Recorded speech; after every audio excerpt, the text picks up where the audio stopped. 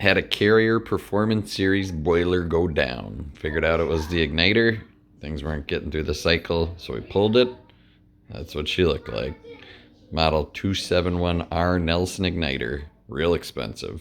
Found the 41206 Robert Shaw stove igniter. Same size. Looks beautiful. Look at that. Matches up just about right. Had to splice the wires. Apply the high heat caulk. Re-put on the housing, making sure it's the same distance. Put it in. Fired it up. We got heat. Good to go. Cheers, little buddy.